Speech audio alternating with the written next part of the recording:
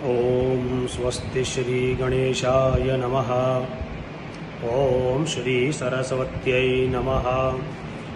ओम श्री वेदपुरुषाय नमः। ओम श्री वेदगुरुभ्यो नमः। गणनाथ सरस्वती रविशुकर बृहस्पतिं पंचैतान् संस्मरन् नित्यं वेदवाणीं प्रवर्तयेत्। गुरुर्ब्रह्मा गुरुर्विष्णुः गुरुर्देवो महेश्वरः गुरुः साक्षात् परब्रह्म तस्मै श्री गुरवे नमः।